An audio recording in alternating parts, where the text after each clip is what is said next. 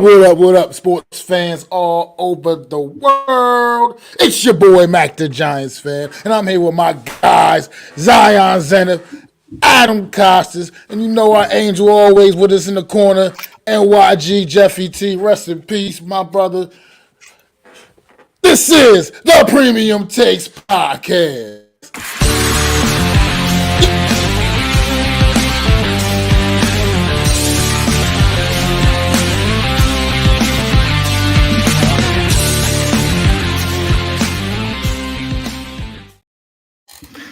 Let's get it. Back in your guys' lives on a Friday afternoon. I just want to thank my co-host for showing up like always. Hopefully you guys' week is going good. How you doing, Mac? How you doing, Adam? I just want to thank my co-host. I'm doing very good. I don't know how I'm doing delightful. I'm doing delightful, all things considered, sitting out here all this damn snow. Them about to go out there and shovel up tomorrow. But otherwise, I'm doing I already good. did shovel. Yeah, I know nothing about shoveling snow. Oh, being please. That I lived in the warm weather states pretty much my whole life. Yeah, but West Coast son of a gun. West Coast son of a bee. Absolutely. With that being said, a lot of great news to cover in today's program. We're basically gonna be focusing on the divisional weekend, recapping the wild card weekend, obviously, and then focusing on the divisional games coming up. Best time to be alive when you're watching sports, because for me personally, I don't know about you guys, but it's the best time of the year when it comes to sports. That being said, though, we did have an acquisition of Antonio Pierce getting hired by the Raiders. So when we come back, that is going to be our first topic. We are going to talk about Antonio Pierce. I'll probably start at Mac, and then after you're done, just pass it over to Adam. And we want to thank you guys all for joining us today on this Friday night. Let's get it.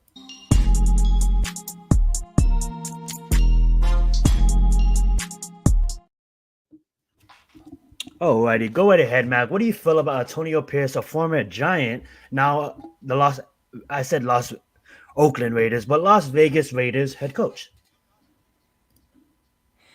Man, I think it was a great move by the Raiders, man. Antonio Pierce came in, definitely made a big impact on that locker room, affected a lot of people on that roster, and as you saw, the play of the Raiders got a lot better down the stretch of this season, man. I mean, had a few hiccups along the way. Obviously wasn't perfect, but at the same time, Antonio Pierce really had this team believing in themselves going down the stretch, man, getting some really good football. I mean, also, I think it was a move that needed to be made. I mean, you got by far the best player on this Raiders defense coming out publicly and saying, "Look, you don't bring Antonio Pearson and give him and make him a full-time head coach. I want out of here." You know what I mean? You got to listen when the best player on your defense is stepping up and speaking out like that, man. Those things do matter as well. So Antonio Pierce definitely well deserved getting this position, man, because he did a great job when he took over mid-season for this football team. As we remember, his first game was against us, his former team, the Big Blue New York Football Giants, and came out there and his Raiders kicked our fucking ass that day. Oh yes, they did. It just away she goes, and there's a way she goes, from there. So it was just, I think it was a great job. Something I can actually say the Raiders did that was actually good. They did something that seems to make sense right now. So good luck to Antonio Pierce, and see, baby, you can turn the Raiders around. I love that. What's your thoughts on the Antonio Pierce getting hired as a Los Angeles Raiders, Adam? Head coach. It's interesting because I was thinking about this a couple days ago. Like, is this the new norm for coaches?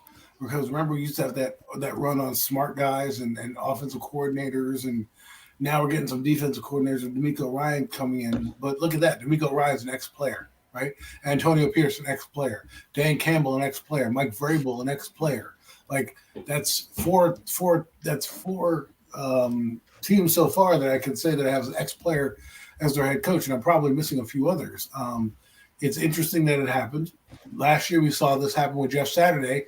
That team fell apart, and he came from the booth. So it's a well-deserved honor for Antonio Pierce. If there's anybody who deserves it more, it's him. He's meant to be a Raider. He's from Compton. Right, he grew up in that area when they were from Los Angeles at the time, and Oakland as well. So he is. If there's somebody that breathes Raiders, that's him.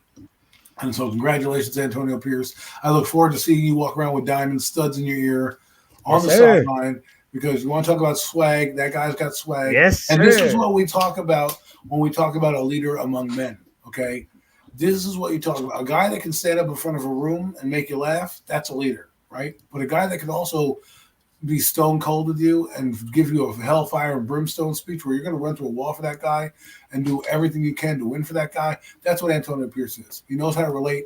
He's been a leader of men, and a head coach, that's what a head coach is. It's supposed to be a leader of men. He's not necessarily going to be on any side of the ball in particular, but he's going to run the show. And last year showed you that they liked him. And people talk about this a lot.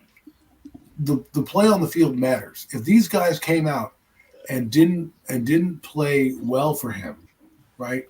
Or it was a shit show like the Colts were last year, this would be a different story that we're talking about. They did. They showed fight.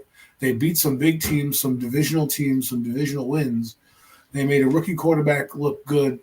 And, their offensive line coach, however, left and came here. Well, let's see who they fill that spot with. Their offense came alive. Okay, their defense played inspired, and like you said, the player, mentioned that he would want to trade if that head coach wasn't hired. Now, I will say this: as much as I like your input, Max Crosby, stay in your lane.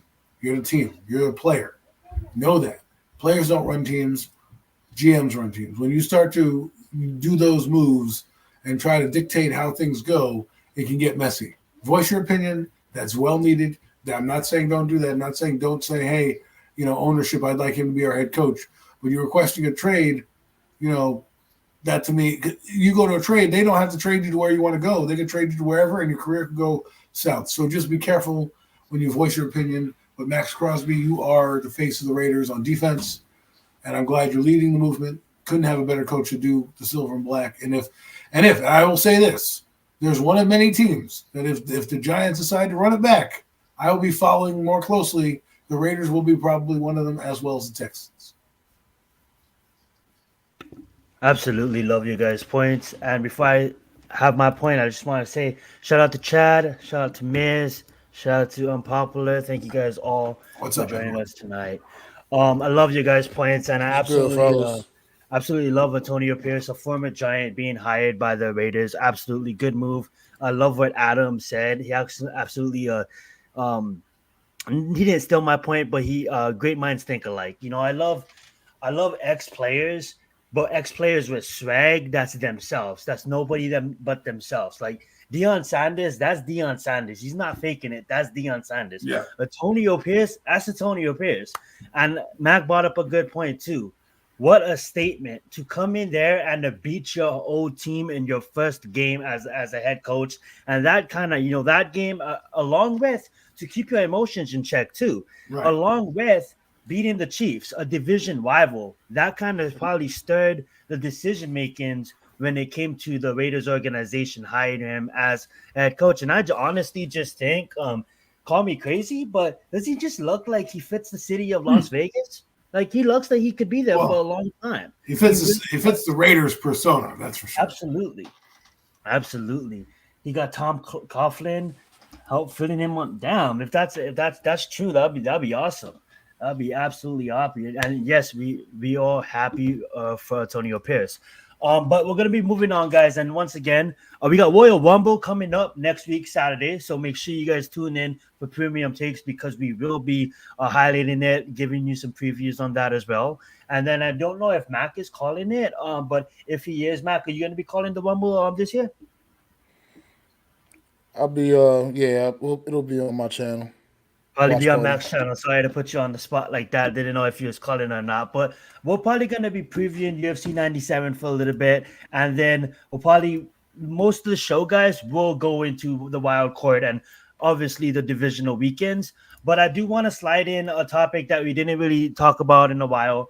Mac, Adam actually brought up a great point. I'm sorry for saying Mac, but Adam brought up a great point. Just thinking of our guy, Jeff, before we went live, and I'm gonna have Adam actually start off this take, but we're just gonna talk about the NBA because this is Jeff's one of his favorite sports, and we all know his love and his passion for his team. So we're just gonna call this NBA talk, guys. Let's get it.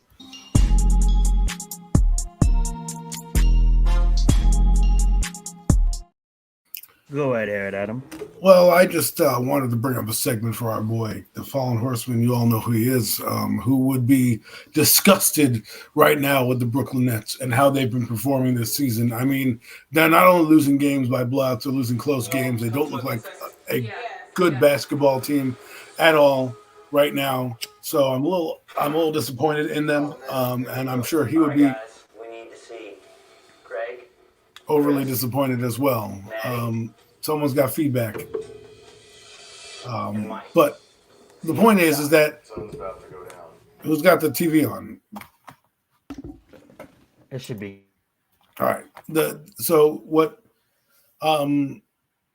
my thought was, I just wanted to bring out that the Nets stink because we always, Jeff would always talk about it and he would have a rant right now. These fucking team, it fucking sucks. I can't watch them. They're unwatchable basketball. I can't believe that I sit here every week, every night watching this team and they just can't do anything. They're a complete and utter disaster. The Brooklyn Nets are a disaster.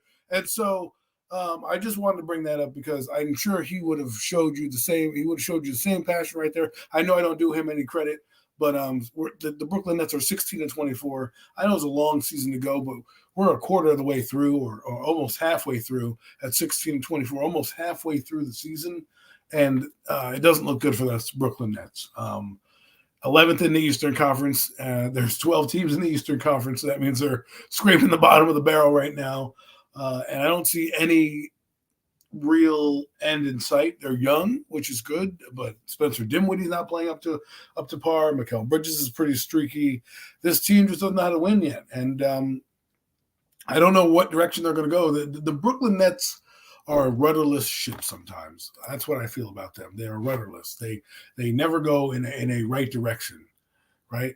They fucking suck, and I have no idea where they're going to do it. Whether Jack Vaughn gets fired or not, they need to bring in just better players because right now there's just they can't even compete. When you're that bad, it's part coaching, but it's also part the team as well, you know. And like we said, we need to get basketball is one of those games where you need a leader among men because these guys can all play, they can all score, but they need to believe in your vision.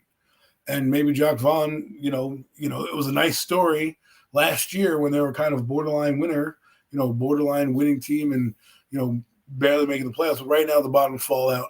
They have no real assets to trade, and we're stuck here. And my best bet if I'm a Nets fan is to try to tank for the lottery and try to do your best if you even have any first-round capital to try to get there because that's the way in the NBA you build your franchise.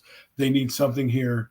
And so we'll see what happens.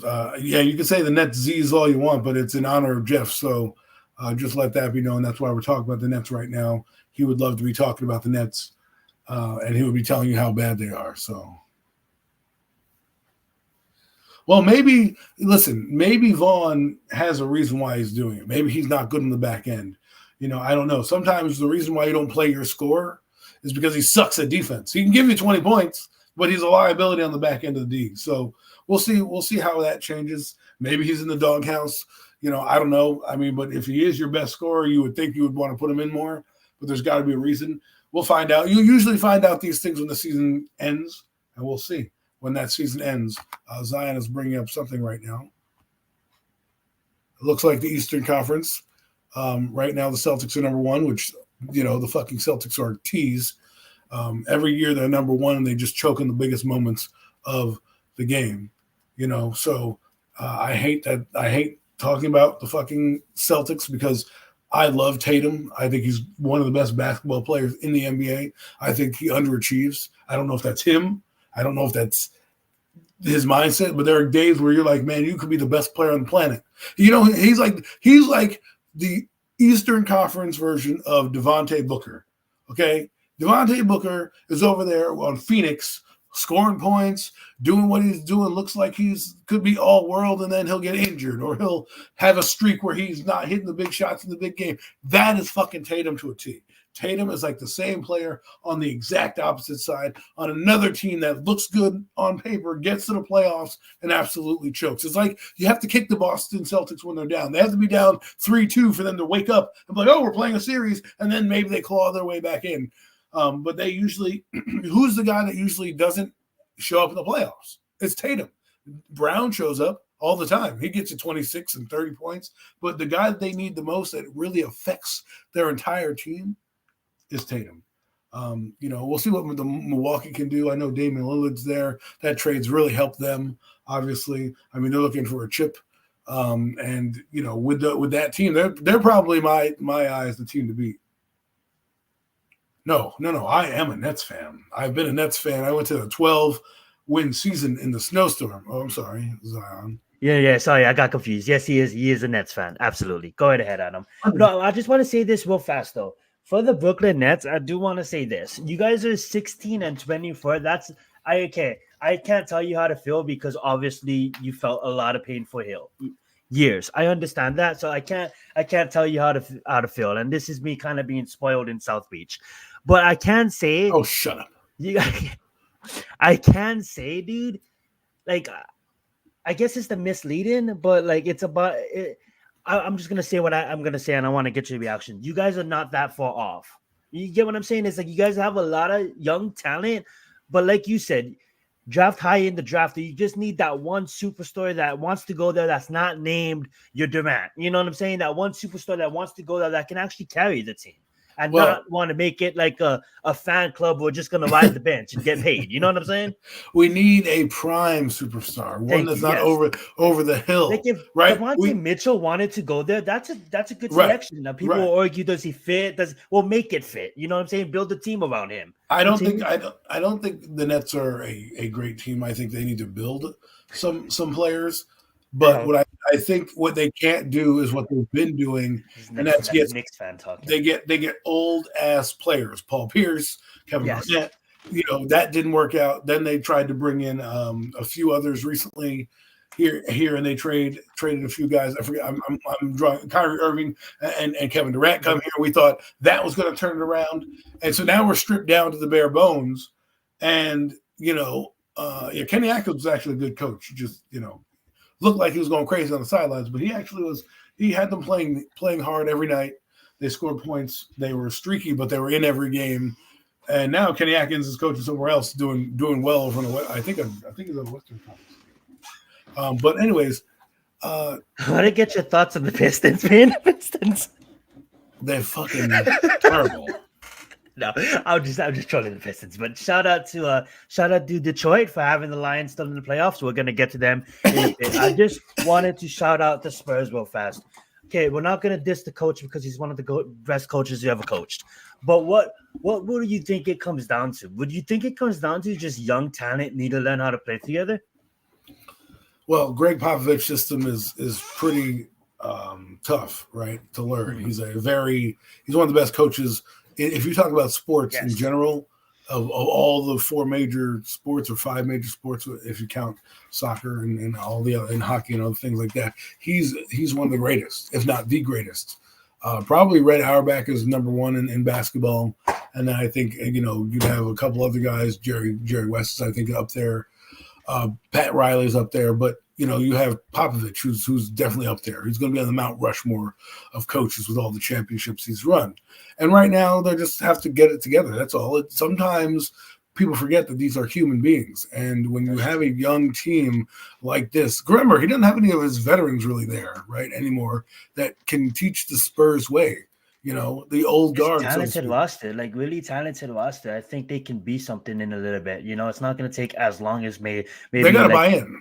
They got to buy in. That's they got to buy in. And when you're young and you're dealing with a guy like Popovich, who's probably a hard ass, set in his ways, right? He's not going to change. He's going to show you his rings and be like, "You want to have a banner hang up on the fucking rafter, or do you want to fucking be a guy playing in the D League for the rest of your life?" You know what I'm saying? He can really make you great. And I think once they figure out how to use their superstar athlete, he's a great player, and then they figure out how to build an offense around him, they'll be fine. You know what I mean? It's going to take time. You've got to build a team. The NBA is the hardest sport to really build a team in because you don't have the same roster depth as in hockey or baseball or even football for that matter. Right? What do you have, max 14 or something? You have 15 players, 15, and you can dress a max about 12, right? And usually people dress a max about 9 to 10 players at best. And usually those only like 8 play. Right. So usually those guys Will take the bench. Yeah. Right. They have a couple big guys who can play both center position and power forward, so they can play two positions at once and things like that. There's not that much depth in a roster, so that's why teams try to build these super teams and try to use these draft picks and everything like that, because the NBA, the roster is so tiny. And that's what's going to have to happen is they're just going to need to mesh, and they're going to need some time in this system with a new guy, new team. I bet you by next year we're going to start talking about the Spurs being an up and coming team in the NBA and probably fighting for maybe a wild card spot or one of the 8 seeds in the conference. I love that. I love that point because we just seen Phoenix, rise from the ashes of nothing. You know what I'm saying? And rise, and all of a sudden it become a contender, playoff appearance. May have lost some pieces, but find a way to build it back up. But I like that. Mac, you have any final thoughts about the NBA? Anything you want to add before we move on? Or Adam, after Mac, if Mac has nothing? I do not have anything about the NBA. Fair enough. Still early on in the year, kind of the lame time. I can't wait until All-Star Weekend and when it starts to pick up. The dunk contest, baby. Yeah, absolutely. Any final words, Adam? I just the time of year is where it heats up. You'll get the All-Star game coming up soon. That's when you really start to follow the basketball. And by the time the All-Star break happens, if you're a fan of a team, my team's going to be out of it by then. But if you're a fan of a team, buckle up, because from February to April is probably the best basketball you'll see. And then the playoff basketball doesn't get any better than that when you go to some of these stadiums. Golden State's one of them. Ooh. Milwaukee's one of them. Take this question on, Adam. You have the time after your point. Sorry. What do the Mavericks need to make a run? What they need to make a run is they need to get out of their own way right now. I think what they do is they do a lot of ISO ball. And, when you have Kyrie Irving there, and I forget who the other guy is. Luka. Yeah. Those two guys don't complement each other. I was just about to say that. You can't have two ball handlers. Right. It's like the thing is this. If you were the Dallas Mavericks back in the day when you had Nick the Quick and the Jet Terry back then, and you can do the 2-point guard system, that works sometimes. But right now, you don't have the same. I don't know how should I put this. The same way to build a roster. I mean, they have Kyrie Irving, who's an absolute ball hog, right? And then you have Luka, who is a great player in his own right, but he needs to be able to. He needs a shooter. I'm sorry to interrupt, but Luka just needed a shooter. I don't know why they got him Kyrie. Right. Well, the thing is, they tried to bring in a guy. What happens with a superstar player? You think if you bring in another superstar player, it automatically goes, but you can't bring in a guy who Kyrie Irving is an ISO player. He's a stagnant offensive player. What that means is Luka thrives on a point guard like, let's say, a Steve Nash or Jason Kidd, a guy who's going to create. Then all he has to do is take the open jumper or take the one-on-one matchup. What happens when you have ISO ball like Kyrie Irving, the defense is at an advantage because they know they can play man and then double team Luka, because Kyrie's either going to shoot or he's gonna wait till the last minute to pass and then give you the ball. So he's an offensive killer. Why do you think everywhere he goes it doesn't mesh? He's like James Harden, just at the point guard version, right? The problem with James I will say this though, like I'm gonna find a way to sneak them in.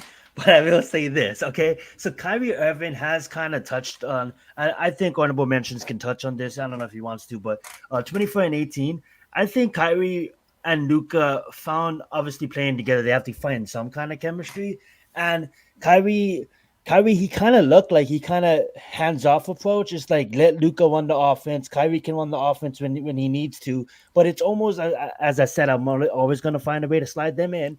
It's when LeBron came to Miami, okay? D-Wade won the championship with Shaq. D-Wade was the player and is the player of he ran South Beach, right? But LeBron came here, the first year it didn't match up. We got our asses kicked, all right? Eliminated. But the next year, being that they're friends, they went on the trip, and D-Wade basically told LeBron, this is your team. We can't have two ball handlers. This is your team. So Kyrie needs to understand, or maybe he does understand, that this is Luka's team. So just get out of his way and run it what you need to run it. You don't need the ball in your hand all the time. But that's the problem. You know what I'm saying? That's who he is.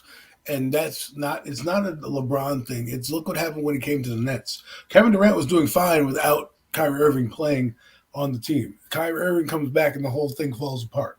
Why? Because when you have ISO players, let me put it in layman's terms, street ballers is what I like to call them, right? Guys who are, finesse, who can take you off the dribble and do all these cool, fun moves. Well, that's great when you're on the street playing on the courts one-on-one. But when you're in the NBA game, the best point guards usually are the ones that can handle the rock and also dish it out when it needs to be dished out. That the problem that we have right now is, like I said, Kyrie Irving is an offense killer. He's not a fast guy, right? Not overly fast, right? He has a repertoire of weapons and moves that he needs the ball in his hand to do that. And he's not a true quote-unquote facilitator. With Kyrie Irving, why did Kyrie Irving do so well when he played LeBron? Because he didn't have to worry about being the man. He could be that secondary player, and it helped them win the championship because he was a secondary player. He could get the big shots when he needed to get the big shots because everyone's double and triple cubing LeBron James. Here it's different. You don't have LeBron as the same player, right? And when you bring a guy like Luka who needs spacing because that's what he does, and when you're an ISO player, you don't bring space, you bring the congestion. That's why you have the problem. If they get him a point guard, you name me the best point guard in the league, assist wise, right?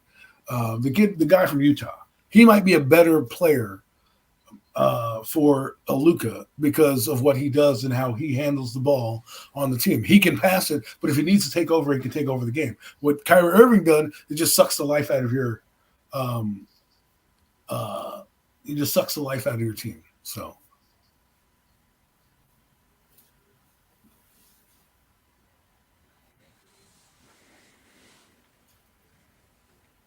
yeah, them chuckers. Those are the ones that take shots from the moon.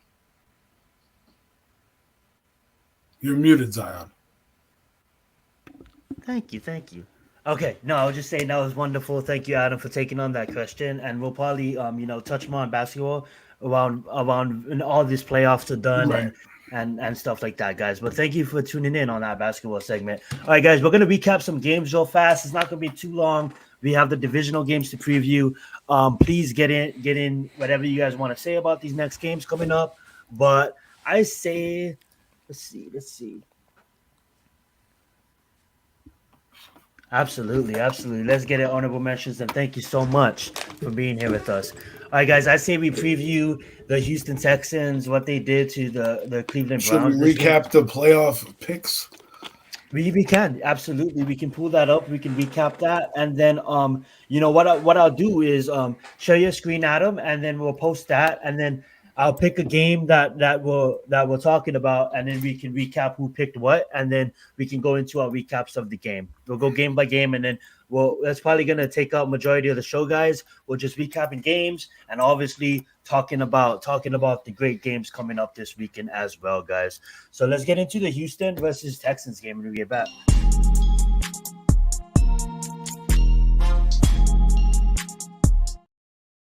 So we absolutely had We all rounds. abominations. I'm gonna give the hosting duties over to Adam, and then he's gonna recap who. So the Browns against against the Texans. What a game this was. We all picked the Browns. Mac, you picked the Browns. Zion, you picked the Browns. Adam, I picked the Browns. Woo, woo, woo. We voted for the dog pound because we thought that defense was going to come to play. We thought this was the best defensive team. We were sold a bag of fucking goods. That's what we were sold. We were told this is the best fucking defense in the NFL, and they didn't show up at all. And here's where, and I'm going to let Mac say something he got because I think he's ready to pop off on something. But here's where we get to the one position we always talk about the most, the quarterback position. And CJ Stroud had a game for the ages. Okay, he came out there and he said, best defense in the NFL? Well, boom, and he put his you-know-what on the table, and he said, I'm fucking CJ Stroud. You got to come through me. You're in my house. I'm going to show you how it's done, and that's what he did. He went out there and he showed you why a franchise quarterback can change the entire complexion of a team. They had guys, they interviewed the guy who had 2 interceptions, the linebacker, who ran one back for a touchdown. They interviewed him after the game. You know what he said? He said, they asked him, hey, CJ Stroud's been playing so well. What do you think about him? They're like, oh, man, we can't wait for him to get on the field. We're amped when he gets on the field because we know he's going to score. We know that he's going to put our offense in a great position, and that gives us a lift. You know what the coach said after the game was over? He said, CJ Stroud, he lifted us. He put us on his shoulders, and he carried us to where we needed to be. And that team railroaded the best team of football in their building. And you know what? I wouldn't be surprised if they go in there and upset Baltimore Ravens this week. But you know what? I've done enough talking about this game. I think Mac has a few words.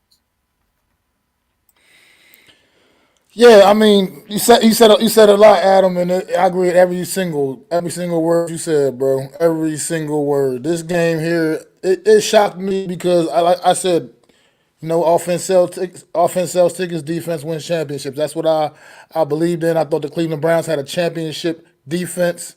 They was my dark horse pick. Thought they was one of them sneaky teams going to potentially, mess around and sneak their way into the bowl.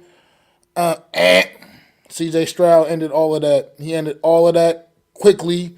Was when as soon as this game got started, man, they just kind of, took over and never looked back, to be quite frank. I mean, I just couldn't believe the way they were able to execute on this defense. A rookie quarterback who, yes, granted, he's shown some great things this season.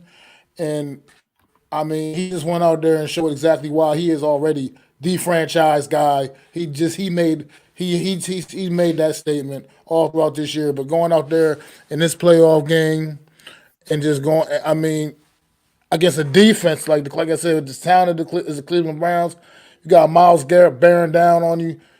I mean, just stepping in, just making throw after throw after throw. It was incredible, man. I still, every time I feel like I bet against the Houston Texans, they always win. You know what I mean? It's just like I don't understand. Then maybe we should keep the trend going. Like you said, just the difference. The difference, like you just said, is the difference is just it's CJ Stroud, man. Like I said, I've said it over and over and over again. This team literally had the number 2 overall pick in the draft last season. You don't get the number 2 overall pick in the draft unless you are a very bad football team. And this football team, as he gets CJ Stroud, the Bears were worse. And now here they are in the divisional round. Division champions of the AFC South. And now they are in the divisional round of the postseason after destroying one of the best defenses in the league.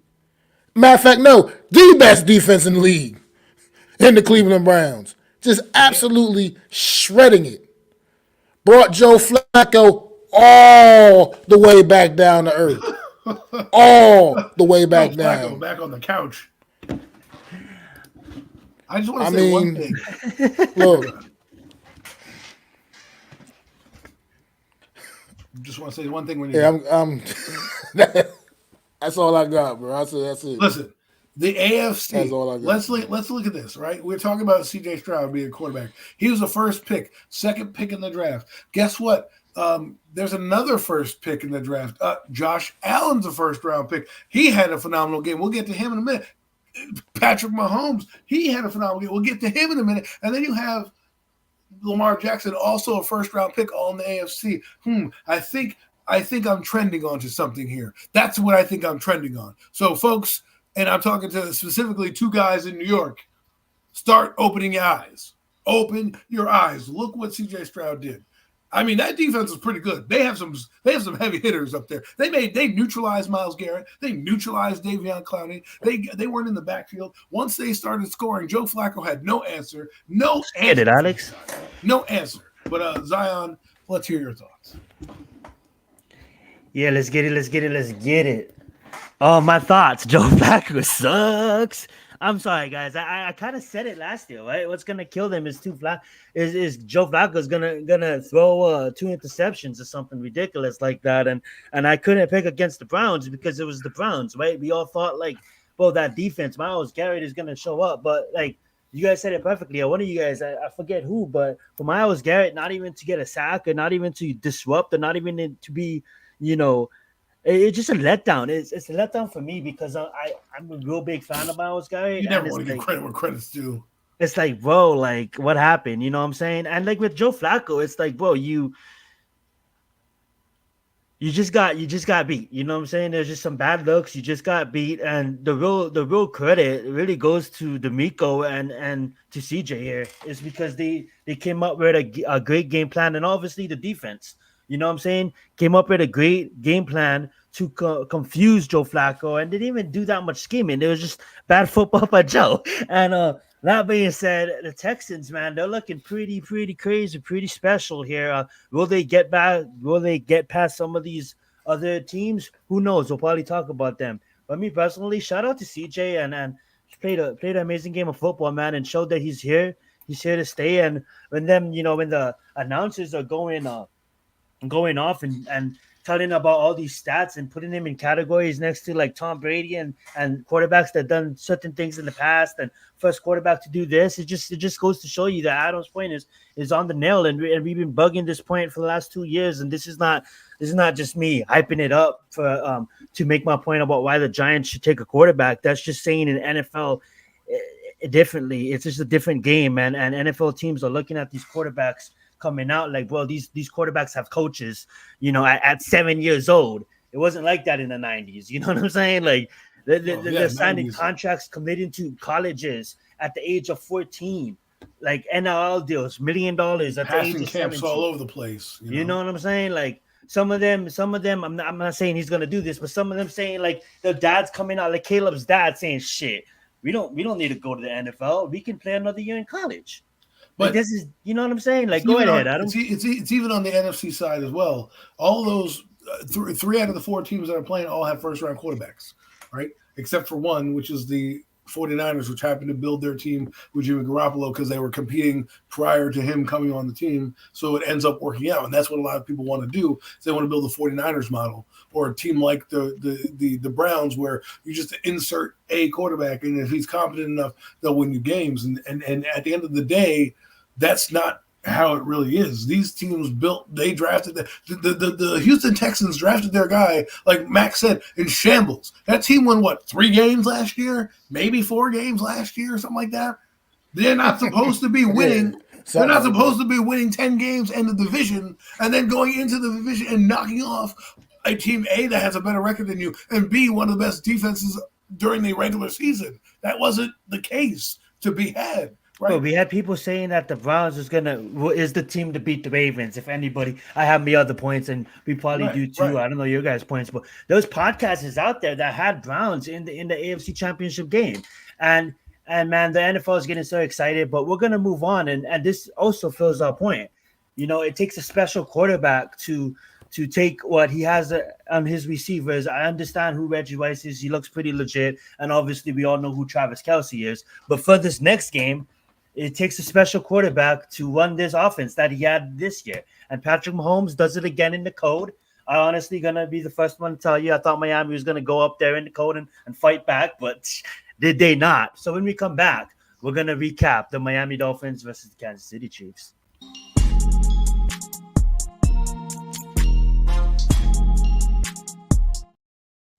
Go right ahead, Adam. Well. I was on that Zion bandwagon as well. I also picked the Dolphins, who absolutely decided they didn't want to show up to play football in Kansas City. I don't know what it was. Maybe it was the cold. Maybe it was because they're little bitches, but they did not look like they wanted to play. Not want to play too. Right? And I understand I get it. You're both playing in the elements. You need to get up for this game. They didn't look like, they were just a defeated. They looked like the same team they were last year. They just were happy to be there. They made it and whatever. Tua, he didn't have a great game. First playoff game in Arrowhead, rough spot. I don't want to go off judging people right now because we love to do that. He fucking sucks. He's not this. He's not that. Screw you. You didn't win a playoff game, you loser. That's what happens, right? Then next year he goes off and wins 7 of them, and the rest is history. But my point is, it was a rough environment. Let's see if he can bounce back next year. But you see what the difference between a special quarterback is, right? Patrick Mahomes didn't have the MVP season, but he damn near played at MVP level in that game. He rallied his team, right? I had people telling me that the Rice kid was not a good receiver to my face. I was listening to them, and they were like, I think I was listening to a Twitter space, and they're like, oh, he stinks. And all he did was take Patrick Mahomes and get elevated because that's what you do. That's what a guy like Mahomes does to you. He was the leading receiver in that game. He really became – I wouldn't be surprised if he becomes a star and you start to see him get the ball more going forward in this Chiefs offense. Travis Kelce does what he needs to do, but let's give a shout-out to that defense because they really gave Miami fits. And all I have to say about Miami is you're fraudulent. That's what you are. You're fraudulent. You're frauds. You're fucking frauds. That's what you are. You walk the big game. You're scoring this points. We're going to be the greatest show on turf. And when it mattered most, it came up short. Mac? Yep, absolutely. I've been saying that Miami Dolphins absolutely frauds, man. I've been saying Mac that for weeks and weeks and weeks. And yeah, I did indeed pick KC in this game because Mac knows you don't bet against Patrick Mahomes in the playoffs. I don't care about the season, how rough it's been all this season for this Kansas City Chiefs team. Patrick Mahomes, he is the defending champ. They are the defending champs, the Kansas City Chiefs, and you can't bet against that in the playoffs. The way the Miami Dolphins have been playing all season against teams with win records and whatnot. Like I said, only one victory all season, and that was that one against the Cowboys. So other than that, Miami, they proved nothing. They didn't prove to me that they were going to be a team that was going to be competitive in the AFC postseason. That's just how I felt about that squad. And then Patrick Mahomes and Andy Reid, y'all pulled a sneaky, man. Y'all pulled a sneaky in this one, man. People thought if ever a game the Chiefs offense come out and be trying to grind it out a little bit in this cold weather, Patrick Mahomes came out there slinging that thing, just slinging it like it was a 90-degree day out that thing, man. Just out there getting it in, man, getting loose, man. He showed why he is the best quarterback on the planet. I mean, that right there that's how you make a statement going to this postseason at home and just at the fourth coldest game in NFL history or something like that. I mean, it was impressive, man, the way they went out there. And like you said, Adam, shout out to that KC defense, man, because they definitely came to play and they definitely showed up and they did their part and they held down that high octane offense the Miami Dolphins do bring to the table. So they definitely shut that down. And Patrick Mahomes, just like I said, slicing and dicing, man. And shout out to Rice, too, because he did have a tremendous game. Hell of a game for the rookie. So that's all I got, man. I'm going to continue the shout out. Shout out to the scouting department, man. Because to take what they had when they lost a lot of, the veterans and to scout up a defense, like if you look at the back end of the defense, the safeties, the cornerbacks, the kids. Obviously not. But they're 24, they're 25. They're so young, and what they was able to do last year, and what they're trying to accomplish this year. Like I'm with Alex. Me personally, we're gonna get preview into that games. They have a really, really, really tough matchup this week. But once again, Mac on the nail. I was wrong. Obviously, I was for days. I'm like, God, I'm gonna take Mike. I love the guy. I let my emotions get in the way. I even think with all those injuries, even if those guys were playing, they wouldn't have beat playoff Patrick Mahomes and that magic that he had. And man, so shout out to Kansas City, man, and they had an amazing game. So good call, Matt. Good call on that one. Alrighty, guys, you guys covered this next game on your guys' podcast. With your MVPs.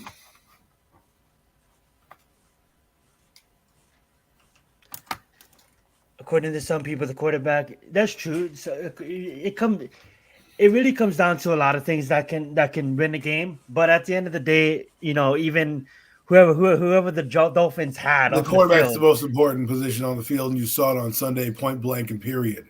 Okay, stop trying to diminish the quarterback position to make some narrative about what you want. It just gets exhausting to fight about. It gets exhausting to talk about. And let's be real. That's why the quarterbacks are the highest paid. That's why people move heaven and earth to get them. That's why you got guys like Patrick Mahomes and C.J. Stroud in playoff games and Josh Allen in playoff games doing what they do.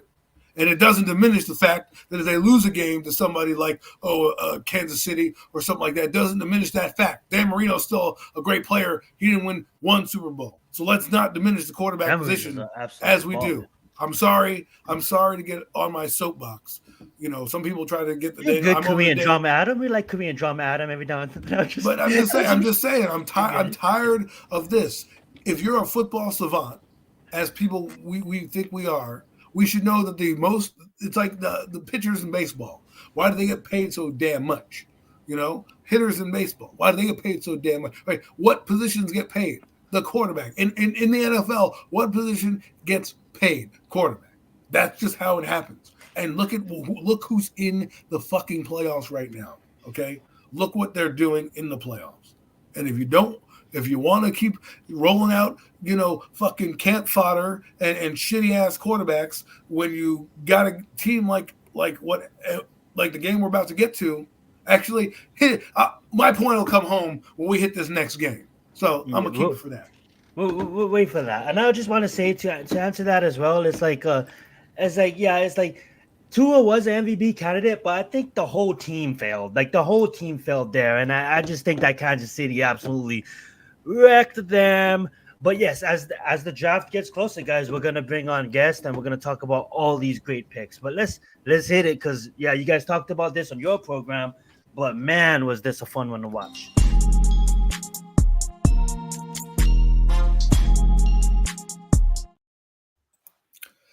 Well, we all picked the Dallas Cowboys in this one, and they let us down again. Never bet on the Cowboys. You want to bet on something? Bet on the Cowboys choking, because that's what they fucking do. Don't let that 32 points. For those of you that didn't watch this game, that 32 points is just trash can points. Let me get into this, all right? Because I was on a soapbox about quarterbacks and quarterback play and all this stuff. You know who elevated his team? You know who elevated his team? Who got maligned by much of the fan base and many savants in the NFL? And one guy picked him. I hope he's listening.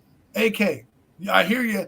AK, you picked this team. You picked this guy to be good. You picked him to be real good, and that's Jordan Love. 41 touchdowns, 4,100 yards, 32 touchdowns, and he played a magnificent game.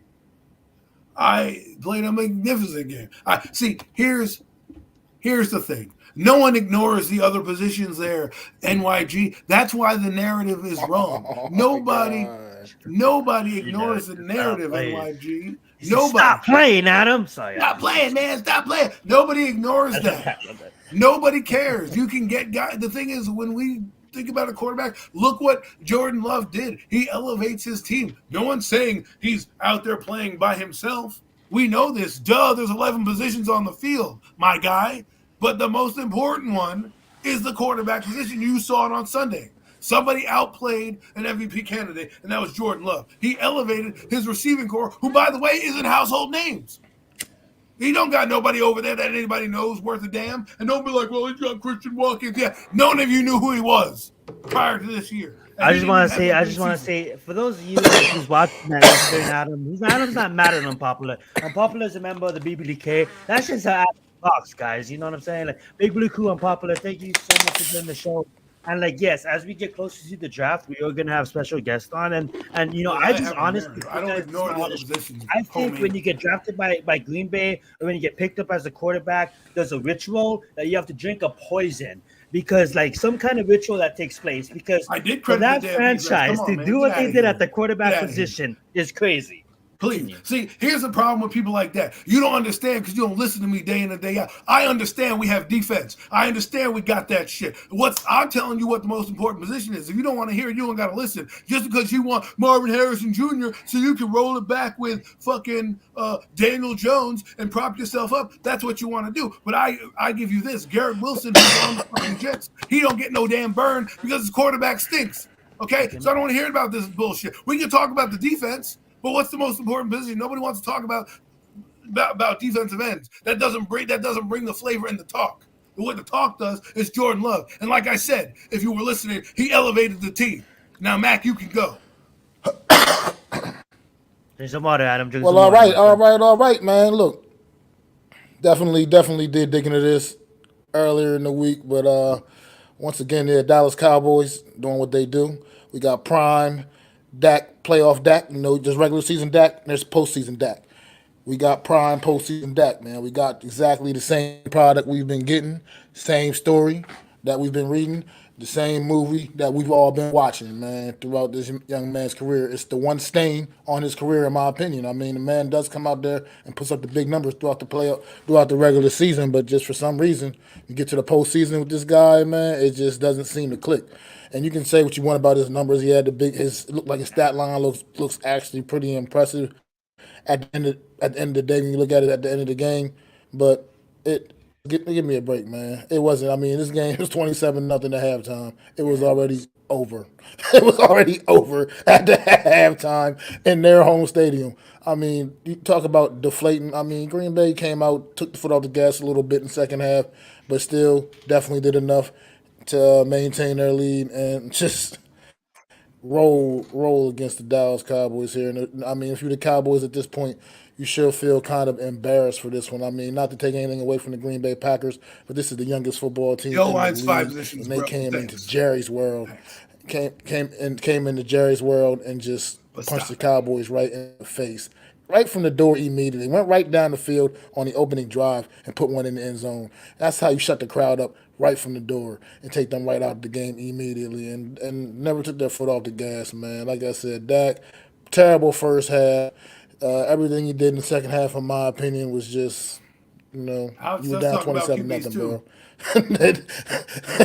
bro. So, I mean, again, just my man's didn't getting even matter mad at that point. because his narrative ain't working out for him. So he has to bash the one that actually truly works, and he doesn't want to see beyond the fog that is the offensive line. Because if you look at teams across the league, they got 5th rounders, 6th rounders, 7th rounders playing on offensive lines, and better quarterbacks elevate those guys, even on your own team. Tyrod Taylor made the same fucking O-line that you keep complaining about better, but I guess it doesn't matter because it's the O-line. Okay, This is push good. the This narrative. is like Give me a promotion break. for a boxing fight that's gonna happen. I love debates, and Anyways, we're gonna goes get on. unpopular on here. This is hyping it up, So stay tuned. Premium takes on Fridays.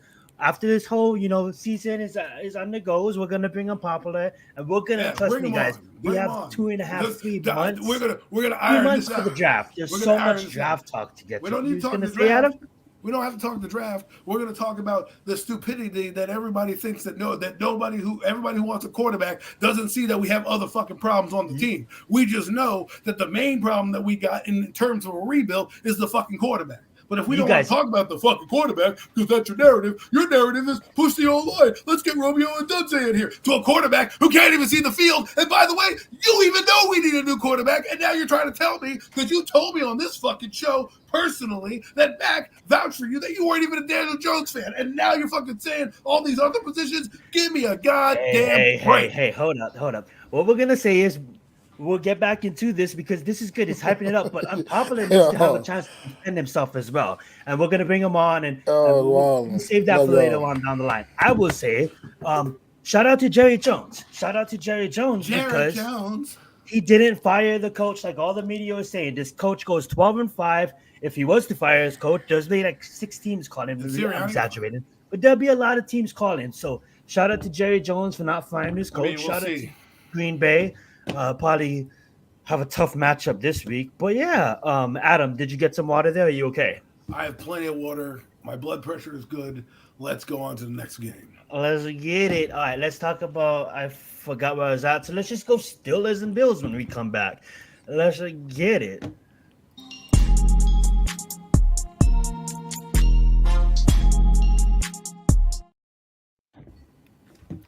Well, we come to the game that everybody doubted. Mac picked Pittsburgh. You, Zion, picked Pittsburgh, but not me. No, not me. Didn't Mac pick the Bills?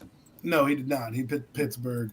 Not me, not little old me. I picked the Buffalo Bills. Nobody, that's right, nobody circles the wagons like the Buffalo Bills. And their defense played phenomenal game. They made Mason. Oh, by the way, let me just say that louder for some people out there. The defense played a phenomenal game out there and making Mason Rudolph look ridiculous and look like the backup quarterback he should. Did they have their moments? Pittsburgh has their moments. Pittsburgh does what they got to do. But you know what happened? Oh, let me say this. Oh, I'm going to be in trouble because I only push a narrative, fellas. I only push a narrative. I'm sorry, but Josh Allen Josh Allen has a 52-yard run and Beautiful. throws it in his face and ignites the crowd in Orchard Park, New York. And they go wild. And you know why they win this football game? Do you know why they win this football game? I'll tell you why. A guy by the name of Josh Allen helped their offense explode. People did not think that the Buffalo Bills would get their mojo back. Well, guess what? They got their mojo back. And oh, by the way, that same quarterback that you don't want to talk about ran somebody over on his 52-yard run and ignited his team. But hey, what do I know? I've just been watching football for a long time. But hey, Chris Berman, I channeled my inner Chris Berman last week. I might be channeling my inner Chris Berman again this week. We'll find out. But Mac, what are your thoughts on this game? I mean, first of all, that Josh Allen run, look, man, that shit was phenomenal, man. That was definitely one of the best plays I've seen sometime by a quarterback running the football, man. That was just one point like he was going to go down, like he was going to slide or something, and then he just nope. All right. Yeah, that definitely was a phenomenal play. But like you said, this game moved to Monday afternoon due to the weather up there in Buffalo, and they came out there. The fans came out there shoveling their own seats out. I wonder if they got definitely something you don't just get to see every week. Hope they got some kind of compensation for that, coming out there to clean up their own seats for them, their own self. But at the end of the day, are we a receiver away? Buffalo came out there and they just stumped a mud hole in Pittsburgh's ass, man. This game was never really competitive. And we'll see, man. We'll talk about the Buffalo Bills in a little bit, man. But I'm not selling my soul for his quarterback. For the Bills, man. That's all I got. We sold our soul for a quarterback who brought us 2 Lombardis. How about that? Think about that. Stew on that. When you sit here and you fluff up your giant highlights and you fluff up all your shit, okay? Guess who won 2 Super Bowls? One with the worst offensive line in football. Okay, just saying. That's all I'm saying, right? Guess what we had to give up to get that guy in 2004? Many people don't remember, but there are people banging the table today. Why'd you give up so much? Oh my God, it's Eli Manning. And guess what? 2 Lombardis later, and I don't know. At least I am. I'm going to see my quarterback who won my 2 Lombardis, who we traded the farm to get. I'm going to go see him go get inducted into Canton, Ohio. So. That's what I'm going to go be doing. You could sit there and try to count the old linemen that were Hall of Famers on that line, and there aren't many, right? Because David Deal didn't go to many Pro Bowls. Kareem McKenzie didn't go to any Pro Bowls. He was good. And David Boss, was he in the Pro Bowl? No, we had Kevin Booth. I mean, come on. The list goes on and on. You know who that was under center that everybody will say was the main focus? You guessed it. But Zion, you can go. I will say that history will have a chance to correct itself at that number 6 pick this year. Oh! That being said, though, shout out to the Buffalo Bills, man. I was stupid picking the Steelers. And why did you guys pick them? Please tell me. See, this is what I thought, bro. Like, I thought, like, the Buffalo Bills, like, towards the end of the season, they was playing good football. But I picked the coach. I just thought he was gonna. I just picked Mike Tomlin, and I picked I thought the defense was gonna show up, man. That's honestly why I did it. Steelers side, but your narrative is lame. Yeah, you don't even have a narrative. Stop talking, bro. Stop talking. You can't even name the old. Get out of here. Get out of here. They both picked Pittsburgh. I picked Josh Allen and the Buffalo Bills. Cha-ching ching. Winner chicken dinner. Let's move on, man. I will say though. I have a big prediction coming up when we preview the games. We missed this one, so we're gonna get back to it. The game of the week, in my honest opinion. Let's get it.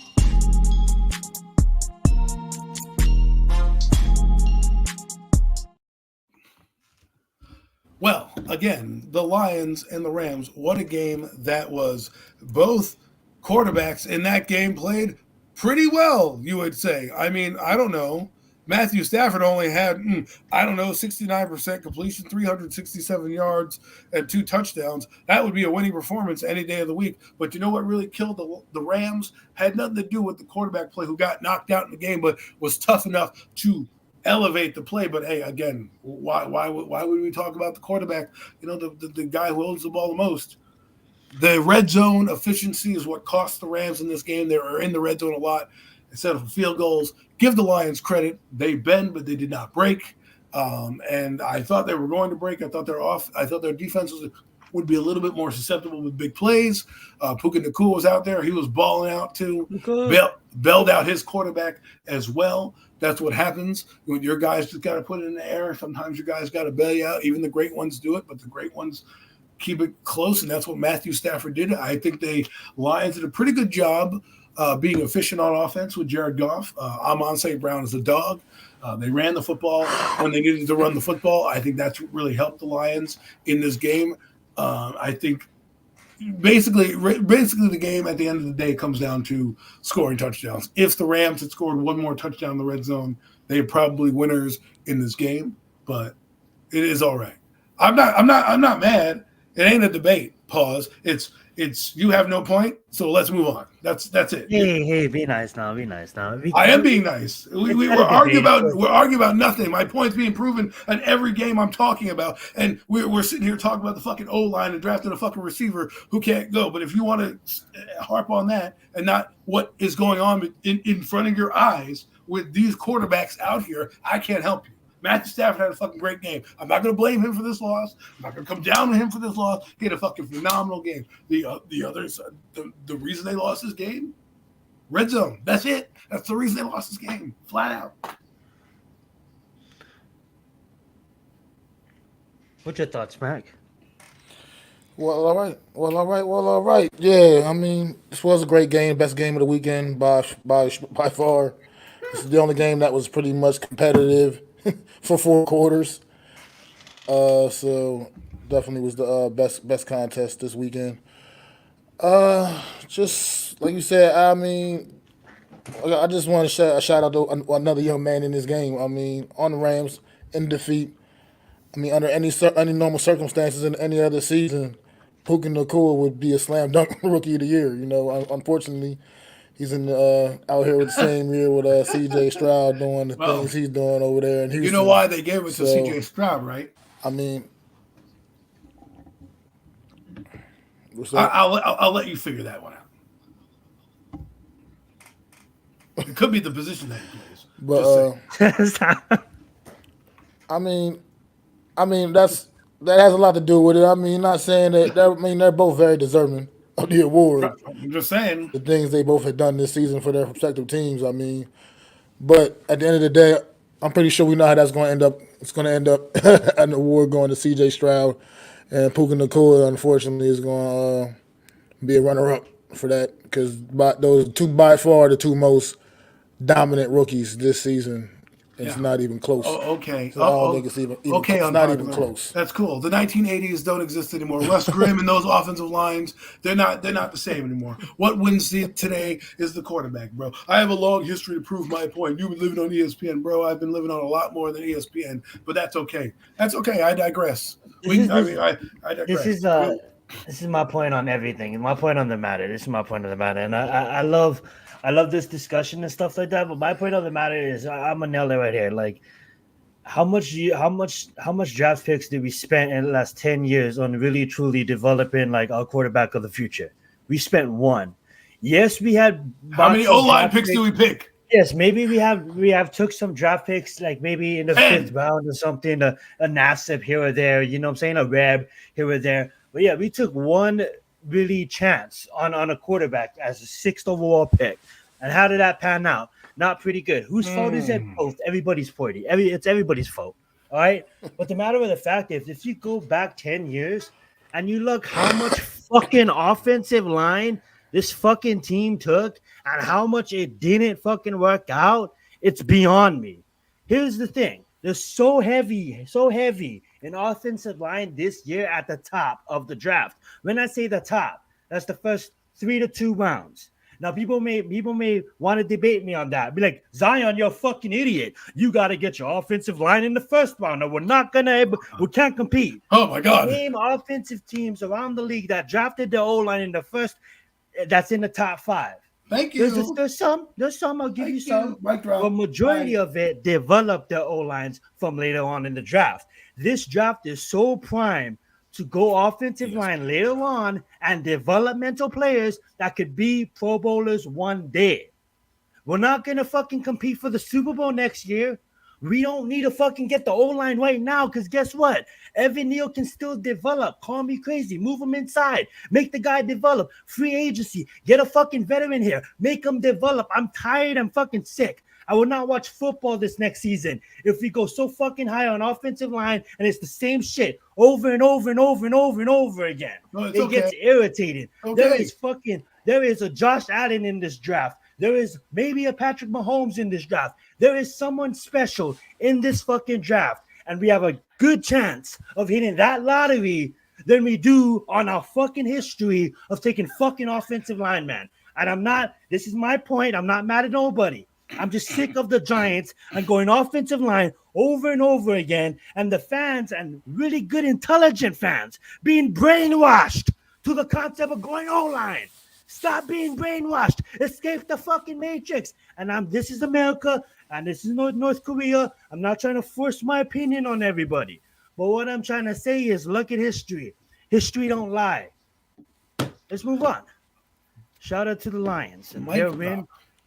All right. I'd also like the New York Giants to select the quarterback with the number 6 overall pick Bang, bang. in the draft. But that's all I have to say on the subject. But it's my narrative. It's my narrative, guys. We had another team. And that wasn't directed at anybody in the chat. That wasn't directed at any of my co-hosts. That was directed as just New York football. Me being me. That's just me being me. I can't believe that Mac is winning these games right now. Mac is on the roll right now. I mean, I've got one game I've won so far. Well, 2 if you count the Bucks. But my God, Mac, you are a fucking winner.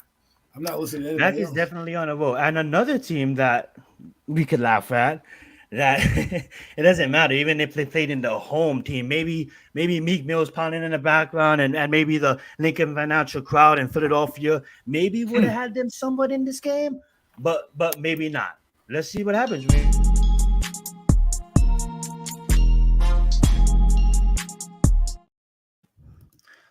Well. The Philadelphia Eagles, talk about dysfunction upon dysfunction. They came out, and I'll tell you what, their coordinators are dumbasses. Real fast, Adam, and that's why I don't want anybody to put words in your mouth. I want you to come on and defend your point, and I want you to obviously come in the chat and support. And that wasn't directed at you or anybody, but that's why I feel like we need to set something out else down the line where you guys can come on. Maybe it has to be next week episode because this hype for this good debate is we don't want to lose this attraction for this debate. Oh, don't worry. Maybe it it won't come be next lost. week's episode. We really don't have that much games to preview, so I'm gonna hit up Unpopular in Twitter space, in the X space, and we'll bring them on because I just don't want. I want you to have a chance to defend yourself without being able to type because I just really feel that's unfair for you. And that whole emotionally reaction that I just did is just when I hear Giants fans saying take O-line, it just hurts my heart because there's so much other positions and you can have your opinion, you're entitled to that. But for me personally, it just hurts my heart because the history of that position and the history of the New York Giants that position. But you'll definitely have a spot on this show next week, Unpopular, where you can come on and you can speak your mind. Absolutely, bro. And you are entitled to your opinion. We do not live in North Korea. I was going to say the other C word, but this is America, guys. Land of the free. Go right ahead, Adam. Well, we'll tell you what wasn't free. The butt whooping that the Eagles got put on them by the Buccaneers. And shout out to Baker Mayfield. You know, he had a good game. He played pretty well. Hold on one second. Let me finish this part and then I'll get right back to you in a minute. You could just hold my drink while I finish this. So Baker Mayfield came back and had a solid season and should probably had 400 yards in this game. If not for Mike Evans dropping a few balls, the Eagles did them no favors. The defense, I'm not saying played great game, but they played enough to keep their team in the game. The offense, it was just putrid. The play calling was terrible, very predictable. And I can't blame the quarterback or anything. Like he had some good throws in this game, but at the end of the day, when you're running 11 personnel and you do a screen pass to the right or a screen pass to the left or a dump off behind the line, you don't run the football. You gave 2 touches to DeAndre Swift. Okay, that's it in the first half. of the game. He had 10 carries the whole game. He was your bell cow. I don't understand why it's so hard for the Eagle coordinator to just turn around and say, here you go, kid. We drafted you. We didn't draft you. We brought you here for a reason. And this is the reason. It was to win games. And they went away from it. The defense is obviously atrocious. That's what I have to say. Before I go, Mac, let's see what this guy has to say here. It's like QB or nothing. That's dumb. GMs get fired for reaching for a QB. I never understand. Actually, GMs get fired when they don't take a QB. If they run it back with Daniel Jones next year, guess what? They're all being fired. So your narrative makes no point. Okay? People trade up to go get quarterbacks because that's what makes their team. That's what a rebuild does. Okay? Look at Kyler Murray did. They got a whole coach for that guy to come in and play for Arizona. Okay? Like, don't tell me about this. The most valuable position in sports is quarterback. They know only like 3 teams in the history of the NFL have won with like backup quarterbacks. And you know what happened after those backup quarterbacks? Nick Foles, Jeff Hostetler, Brad Johnsons of the world, those guys, Trent Dilfers. You know where they were? They were gone. They were gone. They were gone. They were gone. That's it. They're not taking. Hold up. I want Mac to call this game, and I don't want to. Like, we're gonna talk about this more next week, guys. But right. I will say this: when you look at it this way, and like this is the final thing we're gonna talk about this conversation tonight. When you look at it this way, there's only a certain amount of players that is ranked high as the 6th overall position. Now, if you want to come to me with an offer, we trade back and we can acquire more draft stock, then present me with that offer. As long as you have a quarterback in the 2nd or the 3rd round that we can come back and draft. And trust me, there's one going to be there because Daniel Jones still on roster, and that means you're saying that your Daniel Jones is not going to compete for the starter job. He's going to be the starter. That guy we take in the 2nd or 3rd, maybe we can develop him later. But if we pick, that's what I'm saying. Now, if we pick at that 6th overall pick, there's maybe a Brock that we can take, and there's maybe that wide receiver. I can't believe I'm blanking on his name. Okay, Marvin Harrison. But at the end of the day, they're the only, and outside of a couple of O-line, don't understand. They're the only positions. They're the only positions there that is valuable of that pick with this year's draft. You want to go a tight end at 6? We can go a wide receiver that could be generational, absolutely, or we can go an O-line. But for me personally, I honestly think that the smart move is to go quarterback. So it's not quarterback or nothing. I just believe that. Don't we have free agency? Can't we build the roster? We have a lot of stuff. That's what I'm talking about. Get out of here, man. Joe Shane and Brian Dable, they put their job on the line for Daniel Jones. They developed Josh Allen, not his pick. Developed Josh Allen, developed Daniel Jones. I think they're ready for their dude. I think they honestly are ready for their dude.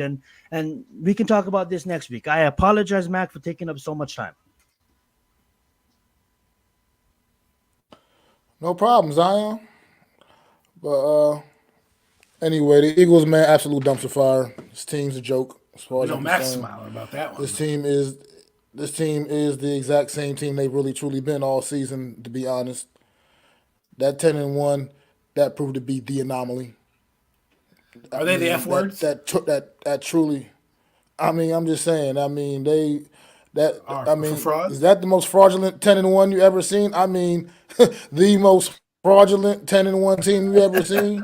I mean, 10-1. Maybe the Vikings were just as fraudulent as them last year. The Vikings could have been. I mean, are you kidding me?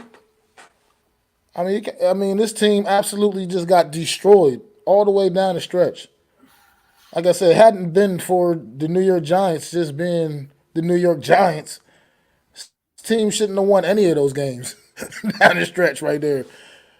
I mean, this team has just went into the playoffs, went down Tampa Bay, and just got punched right in the mouth the same way they had been for the better part of the second half of the season. So it's just the Bucs weren't even that good. They're home.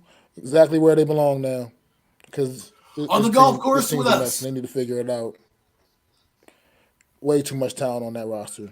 I'll make room on the back nine, Mac. I'll make room on the back nine.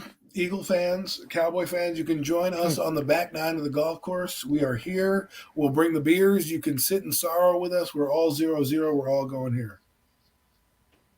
Yeah, the Eagles absolutely a roster that have been falling apart towards the end of the season. Max said it perfectly a couple of times now. They've been flukes, just barely surviving in these games. You know what I'm saying? Max said it basically the whole season. I know I wasn't gonna get back to the point, but I meant trade back down, not up. Trade back down, like trade 6 to 18th, or trade 6 to like the second round or something like that. Because I'm not gonna get on that He right finds now. one that fits his narrative. But that being said, though, Tampa Bay, congratulations. But I think you just played a bad team, and we're gonna find out right now in a couple of moments. With these divisional teams. But shout out to Tampa Bay for winning, and the Eagles, yes, right back on the couch with us, with Dallas, with the Washington Commanders. But the best thing about it is we pick higher than all those teams, so let's get it. Except the Commanders. Besides the Commanders, it's probably gonna trade up and get killed, but we'll see what happens. Let's get it on to the next topic at hand, and unpopular. Absolutely, I'll hit you up after this on Twitter. We'll get them. Well, probably sometime next week before the show, probably on Wednesday or Thursday. I'll get you the information for the show. Just let me know on Twitter if you can make it. We do it around 9:00 your time, I believe. I'll send you the link and everything like that, and we'll love to have you on. That'll be absolutely amazing. We're gonna switch gears for a little bit. I'm gonna preview the upcoming fights this weekend. Not really all of it, just a couple of it, and then we'll probably move into the divisional round. So when we get back, we'll probably talk about UFC. You guys have any final thoughts about the wild card weekend? Did anything really surprise you other than the Texans doing what they did, and Green Bay, obviously? Yeah, I mean, those were major surprises. Green Bay and Houston. I mean, both winning and not the winning the way they did, the dominant way they both won. I mean, they both dominated those football games. So absolutely. I mean, Houston was at home, but at the end of the day, smoke. You better bring that smoke. At the end of the day, the Cleveland Browns were bringing just incredible defense in there, and you just thought, especially after what Cleveland did to them just a few weeks ago in the regular season game. Granted, that was out. C.J. Stroud wasn't in that game. But at the end of the day, I was definitely that was just stunning to me, and that opened up wild card weekend. And then, like you said, the Green Bay Packers, who saw it? I mean, I picked the Dallas Cowboys to dominate them. I thought it was going to be domination in the other way, the way the Cowboys have been playing at home for the last 2 seasons straight. And Green Bay, very impressive, man. So what can you say? Trust me, I'm not worried about your smoke. I'm in. And the Eagles are who I said they are. Fraud. They did. That's what they are. Frauds. And I will want to tell Unpopular and Adam real fast that it will be a president-style debate. So make sure you guys prepare accordingly. You guys will have probably a minute to speak. This is going to be no holds barred, fucking in a cage. If he says you want the smoke, I'll bring the smoke. Okay? I'm not ducking and dodging your calls. I have other things I do. Trust me, I ain't worried about you. It's not going to be a wild west debate. It is going to be a presidential style debate. You guys will not overtalk each other. You guys will clearly have a minute. You can be the moderator. You can be the moderator. And me and Mac would be the mods. But it's going to be beautiful.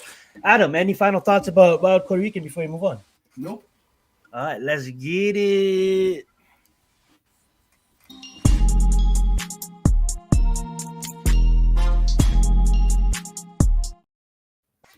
We got a big pay-per-view. I don't know what happened there, but we got a big pay-per-view coming up this weekend. There goes the ads are moved. I can share my screen now. It was like popping up all these ads, but there we go. Big pay-per-view this weekend between Sean Strickland and Duplessis repping South Africa. And it's gonna be a banger. Main event. We don't really care about nothing against female MMA. But that being said, let's go over some of these highlights. Not even highlights. Some of these good fights. Max, stop me if you see anything that you really want to talk about. But me, I'm looking at this Arnold Allen fight because Arnold Allen is his last time fighting was against Max Holloway, and it was really beautiful because obviously it wasn't beautiful for him, but it was beautiful because he got tested.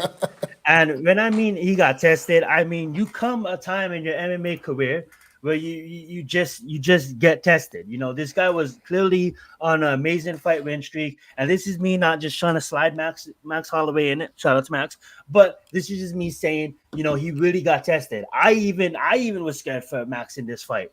But what he's gonna do now is he comes back and he gets now to hand this guy his first loss. And this is gonna be a banger fight because Mozov, like these, this is a world sport, people. So like these names are so hard for me to pronounce. I can't even talk English. Now you want me to pronounce some Russian name, I believe that is. But that being said, this guy's on a tear, absolutely demolishing people. But the same thing for Arnold Allen. Who has he fought? And this is why it's going to be a big banger. And this is why this fight is really important because we got a guy clearly in 19-2 just fought a killer. I mean, like Max is one of the best in the world, a killer, pound for pound fighter, got tested, and now he's going to get tested again. But this is just a banger court, and this opens up doesn't open up really anything, but this is on the prelim, so make sure you guys can check that on the. No, this is the open up the main event, absolutely. So this opens up the main court. I thought it was the highlights for the previews, prelims, but no, this is gonna be absolutely battle. So make sure you guys catch that one.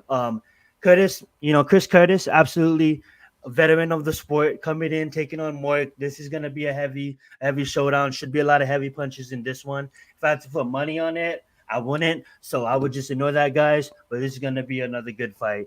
And then if you move into the main event, what I really want to talk about is what Mac wants to get in on too. And Mac, interrupt me at any point if you want to touch on any of these fights, because I know we have UFC 300 coming up, and that's going to be a big one with all the fights are kind of getting posted on that one. So these are more people trying to prove themselves and veterans trying to make a name and make a run.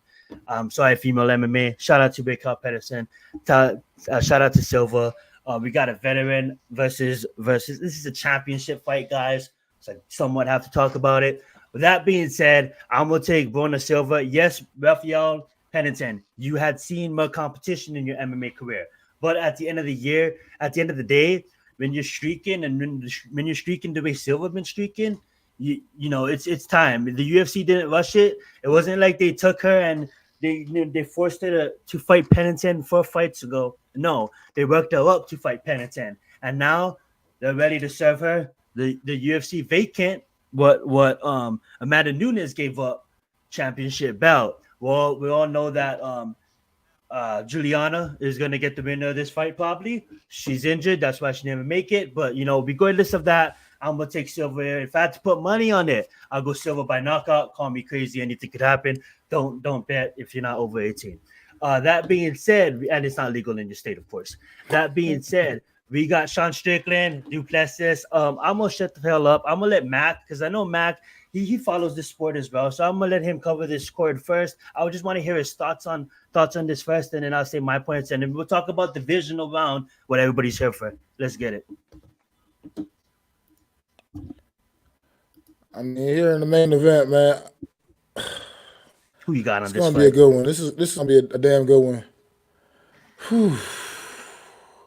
No, it's got. Oh man, I just gotta go with pick. Strickland here, man. I gotta go with Strickland here. I just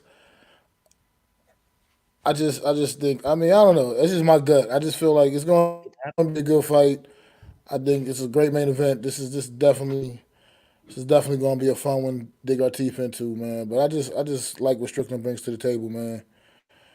And it's no knock on Duplessis, or however you say his name, Duplessis. But Whatever it you get the is. point. Yo, it's fine But- enough. Let's get it.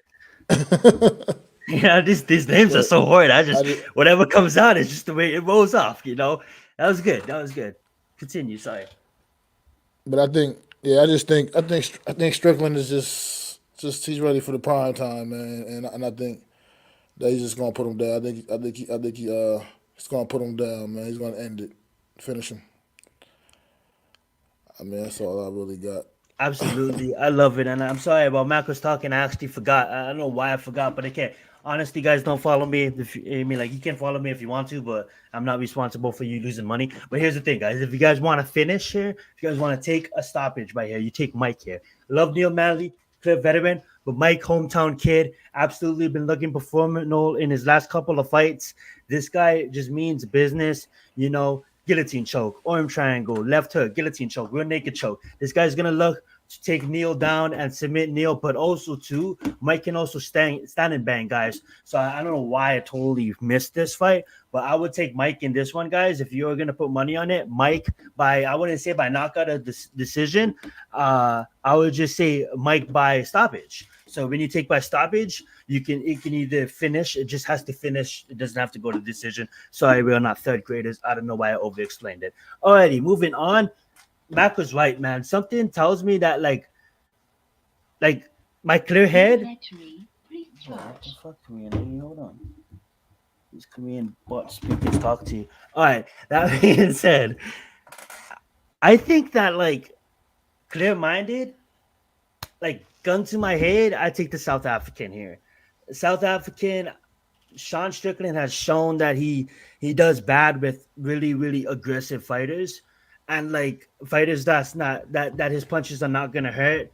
Like if you look at Alex, Alex is just gonna like stare face you the whole time, kind of what like Sean Strickland did to Izzy. Now I do think that Sean Strickland is his striking is top level, clear class, like high ranking when it comes to MMA.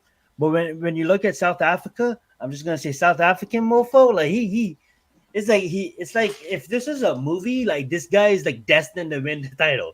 Like this guy is so confident when he talks, and so for some people they say, "Oh yeah, this guy's a cocky prick," but this guy believes in himself so damn much that his destiny on this planet is to win the championship. So that's why I kind of think that Sean Strickland's gonna get knocked out here. So gun to my head, Sean Strickland's gonna get knocked out, but I want Sean Strickland to win this fight. So I'm gonna pick Sean Strickland. I'm gonna say he does it again, a miracle again. I say he knocked out Izzy, and I say he's gonna come do something special against Duplessis because one thing he can do that a lot of people saying that he doesn't have a weakness, but every fighter has a weakness. You know what I'm saying? He can get overconfident at times and get clipped. Okay. So that's what happens. Obviously, this we don't count that because that's really young in his career. But when you get overconfident at times and get clipped, Sean Strickland's boxing is definitely high level. And Robert Whitaker is kind of washed. Let's not even talk about Brunson. Darren Till, where's Darren Till? He's helping another fighter. Congratulations. You became a training guy, and that absolutely is wonderful. But you're not in your prime. This not prime Darren Till. This not prime Tavoris. I love you, Tavoris. You're Hawaiian, bro, but you wasn't prime Tavoris. So I wouldn't say he had an easy way to the title, but he really haven't really tested himself against a striker like Sean Strickland. So anything could happen, but give me Sean Strickland here because I'm an absolutely fan of him.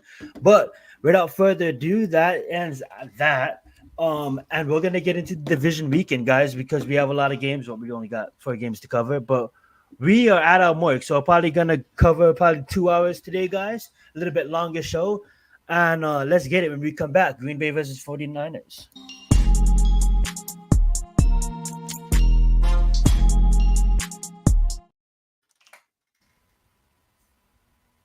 All right, Adam. If you are here, the floor is yours. Green Bay Floor is versus lava. 49ers. No, I am here. I am here. Let's get it. Let's get it. Green Bay versus the 49ers. I am going to pick the 49ers here because I think they're at home. I think they have a good defense. But then again, Jordan Love is pretty good. So we'll see if he can master this and win the game. But I think it's going to be 49ers for me. I'm going to pick the 49ers. And then, Mac, I'll let you give your thoughts on who you're picking and why.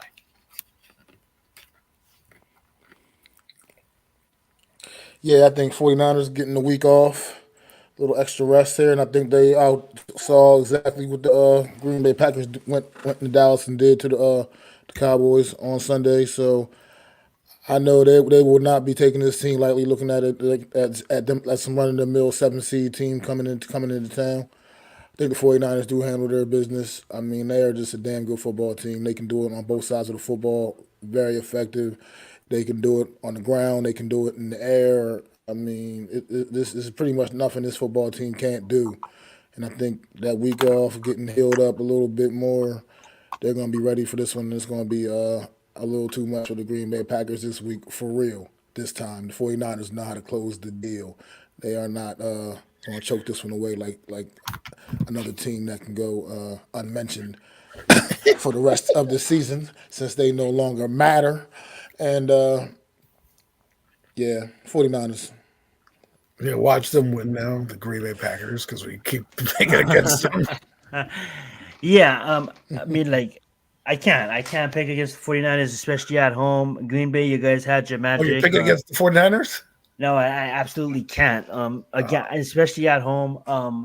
Part of you're it, gonna I tease us. believe, was Dak Prescott and his stupidity. But I think Green Bay doesn't come out that flashy this week and kind of gets humbled. Really, I honestly think San Francisco's put a whooping on Green Bay, and they'll probably win by a couple of touchdowns. Probably more, probably like 17 to 21 points. I say.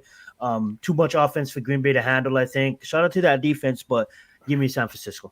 You know what they will be doing, San Francisco? They will be running the football. That's for sure.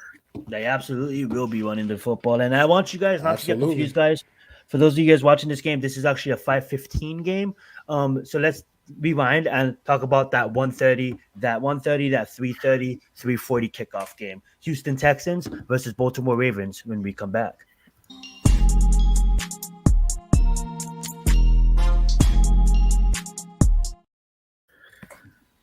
That is my game of the week right there. The Texans are a hot team.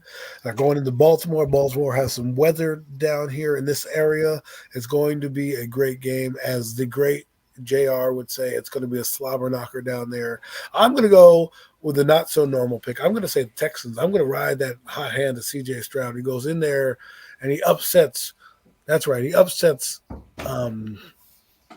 the Baltimore Ravens and sends Lamar Jackson and his $250 million home. Texans in a rout. Mac? In a route. Damn. Whoo. I mean, look. This is a rematch from the regular season, if I'm not mistaken. I believe these two teams did hook up in the regular season. Try to I think you're right.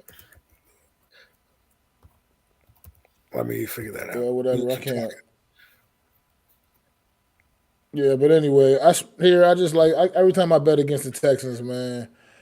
They seem to always pull it out, man. C.J. Stroud is absolutely the real deal. We just keep talking about it because it's just facts. He's They played absolutely the opening real weekend. deal. Thank you guys just fucking it up. Let's get it. I mean, this kid came on. I mean, this kid came in the league and taking the league by storm. He is already a top 10 quarterback already. Put him up in there in that top 10 list. We want to start talking top 10 list coming out this season. C.J. Stroud, he's in it. He's got to be in that. That's the impact this kid came in and had. I feel like when they played Baltimore earlier in the year, it was still for the most part a fairly competitive game. At least most of the game. I can't remember what the final score was, but I just feel like What, you mean the Ravens this game? is this is a team they have seen.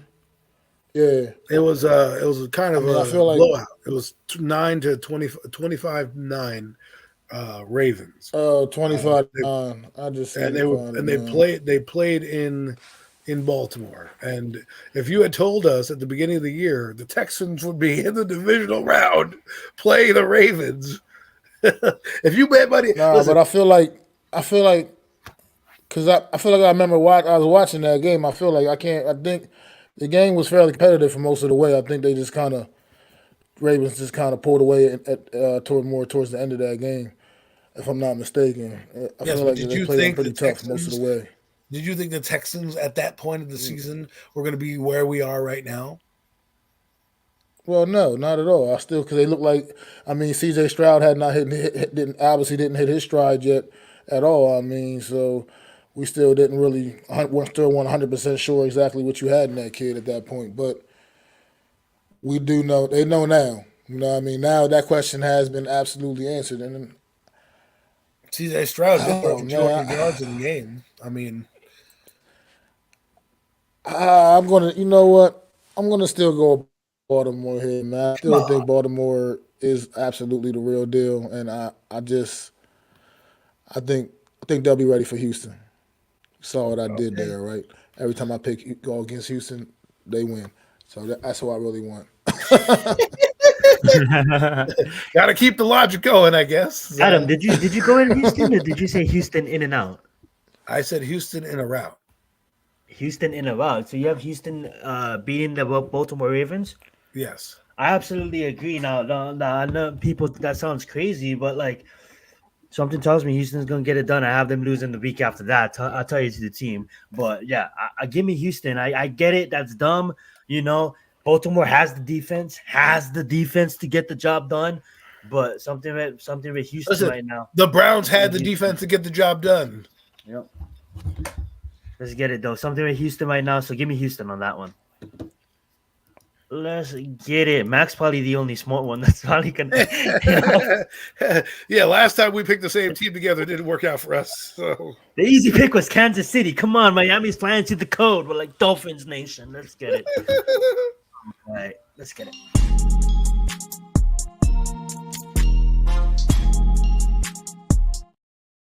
Tampa Bay and Detroit Lions. It's Ford Field getting another game that they did not anticipate. Good for them, bad for the team we will not mention, because the team that we will not mention fought and clawed their way to number 2, got a controversial call, but guess who ends up going further? Okay, I think the Lions would rather take this than worry about that fugazi call they had in that game. So the Lions, you made it this far. Punch your ticket, baby. Punch your ticket to the NFC Championship game. This place is going to be loud.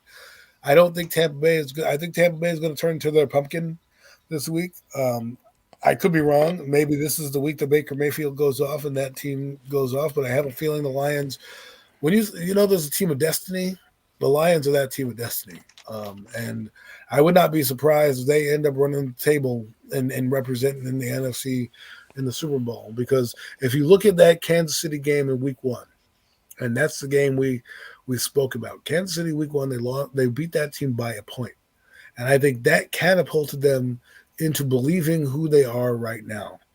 And just like the Giants beat the Tennessee Titans last year, kind of catapulted them and springboarded them, this team is on a historical run. And I feel for the people of Detroit. You're starving to get something but for this team. But I don't think your Cinderella story ends here. I don't. I think there's more to be written here. As Cody Rhodes says in the WWE, his story is still not written. The Detroit Lions story is still not written. And so that's what I have to say. I'm picking the Detroit Lions. I'm getting on that Motown train, and let's go. Mac? Yeah, I'm right there with you, bro. Detroit, man, look, just imagine if the Green Bay Packers can somehow pull off the upset on Saturday against the 49ers, man. Just imagine if that happens and the Detroit Lions come into this football game knowing if they just knock out the Tampa Bay Buccaneers that they will host the NFC Championship game Imagine that. at Ford Field. Stranger things have Just happened. yeah, I mean that's a big. Yeah, that's a big if. I mean, that's going to be a big ass for the Packers to go pull the upset off against the Niners. But at the end of the day, it can happen. We have seen all kinds of crazy shit, especially in the NFL postseason over the years, man. Seen some definitely crazy things. So if that happens and they go into this game even with that on the line as well, an opportunity to host the NFC Championship game, this is a team that's never even. This is the only team left in the NFC conference that has never been to a Super Bowl. Not even been there. And this is a team that's damn near an original franchise in the NFL. So put that in perspective that this football team's never even tasted what a Super Bowl feels like.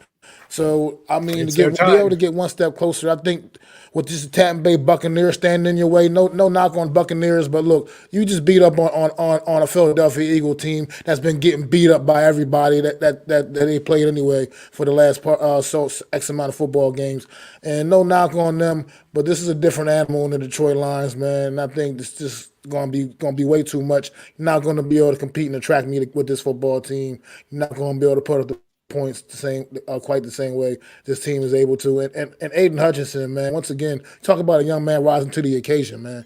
That young man did big things last week. Very disruptive in that game against the Rams.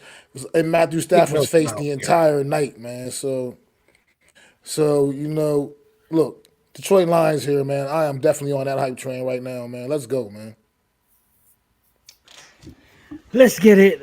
Absolutely. I honestly think Detroit is the best team to represent the NFC because they're the team that can actually go toe to toe with the San Francisco 49ers. I'm not looking over Green Bay. I'm not looking over Tampa Bay, but I honestly think it'll be Detroit versus the San Francisco 49ers. And we'll preview that game next year, but I'm going to just say it right here. Detroit, Adam said it already, has that magic this year. Tampa Bay might test them early. Jared Goff might throw a pick. Yeah, I said it. Jared Goff with that amazing O-line might throw a pick early, but I think the Lions will calm down eventually.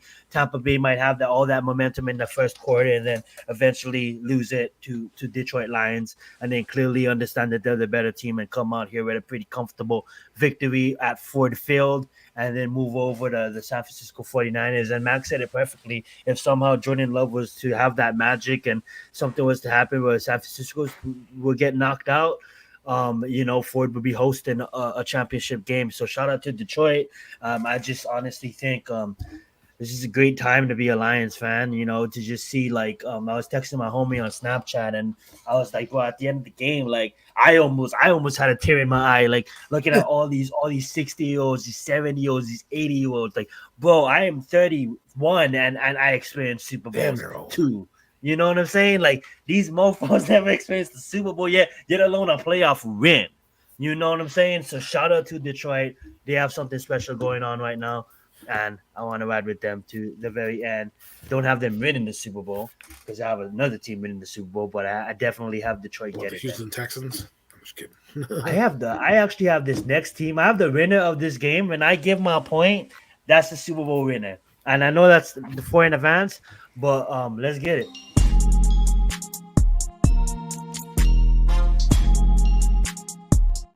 Dun, dun, dun, dun, dun. Yeah, that's the beat you need to drop right now because I'm about to drop it right now like this. The Buffalo Bills. Nobody circles the wagons like the Buffalo Bills. And guess what, folks? They get Kansas City in their backyard. They don't got to go to Arrowhead. Arrowhead's got to come to them. And we haven't seen Patrick Mahomes in his career travel in a playoff game. Not saying he won't. Not saying he can't do it, but if you look at what his track record has been, he's been in that cozy arena that is known as Arrowhead. Well, guess what? The Buffalo Bills and the Bills Mafia get their guys in their building, and it is their time. Time to slay the dragon that is Patrick Mahomes. I think they do it on Sunday. I think they circle those wagons. I think they punch their ticket to the AFC Championship game, getting one step closer to that Super Bowl trophy that is eluding them. I know it doesn't matter. People won't matter, but I think it finally does matter. I think the other shoe drops for the Buffalo Bills this weekend. I'm going with Buffalo, and no one's pushed me off that one. Zion? I say bah humbug to all of that. Bah humbug. To all of that. I'm sorry. I don't give a damn they played this game in Buffalo. I don't care if they played on the goddamn moon. Patrick Mahomes, right now, the best quarterback on the planet. And I think he's going to go out there once again and just add something else to his what's already bigger than life persona and go out there on the road in a hostile environment in Buffalo and get the job done.